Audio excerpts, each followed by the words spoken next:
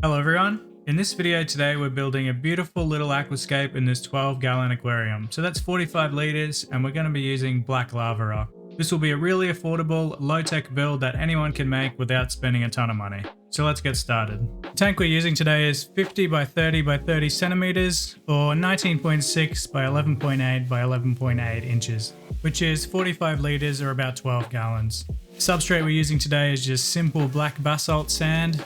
Nothing special and extremely cheap and affordable. I also have a white background on this tank because I do want a lot of light reflection, and this is one of the best ways to do it without using a light screen. I'm just moving the basalt sand to the front a little bit because I'm going to be adding a little bit of extra height using some bigger grain stuff. So this stuff I'm going to be using for this process is black basalt again, but it's a bigger grain and essentially just a type of gravel. So this is my base layer at the moment, and next I'm going to be adding a little bit of aquasoil. This is just some leftover stuff from the pots that I had the plants in that I'm going to be using in this build. So this isn't necessary for the plants that I'm using, though it is always a benefit, and you can't go wrong with aquasoil, especially if it's a little bit older and it doesn't have a huge nutrient supply to cause problems in the tank. Now that I have everything in and I got the height roughly about where I want it, I'm going to cover it all over with the basalt sand. This will lock everything down, prevent any nutrient spikes from the aquasoil, and basically give a nice uniform look across the tank. For the hardscape in this build, I'm going to be using some Darwin black lava stone. Now this isn't sponsored or anything, I just wanted to give this stuff a try because it has a nice texture. I ordered it online, but I'm not 100% happy with the stuff that I got. This is quite an interesting looking rock piece, but you'll see it has 3 flat spots, so it's been cut with a machine and it ruins the overall look. So that's something to be aware of. If you are ordering it online, you may get a flat, disappointing piece like this. So a bit surprising from Rio, but it is what it is. So the 2 main pieces of black lava stone in this build are from Rio, so the brick and this piece just here. The other stuff I'm using in this tank is just some stuff that I have from my local fish store. There is quite a big difference between the two. The Rio Black Darwin stuff is a lot heavier and way more dense, whereas the generic stuff I have from my fish store is a lot more porous, a lot lighter, and you get a lot more of it for the same rough price. So that's something else to consider if you are tempted to choose between the 2 options. Other than that, not really much difference. So after adding my 2 main stones, I realized I needed to add a little bit extra support here, so I'm just going to tuck this nice little Tetris style piece just in underneath the big main brick rock, just to give a lot more stability and keep it from falling over. Because that big rock is 5.9 kilos, and if it does fall over, it will shatter the tank and I'll have a hell of a lot of problems. The rest of the stones that I'm adding now are the generic ones that I got from my local fish store. You can't really tell too much of the difference, but they are a lot lighter.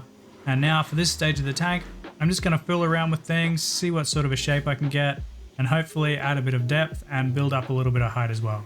This part's always a bit of trial and error, so it does take some time to get perfect, and this is my first time using black lava rock, so I'm hoping to get something quite interesting without too much effort. Let me know in the comments what type of stone you'd like to see me try next, because I do have a few other tanks that I'm going to be doing some builds in soon. They're shallow tanks, so they should be quite interesting to work in, but I'm curious to see what suggestions you guys have for some different interesting stone types.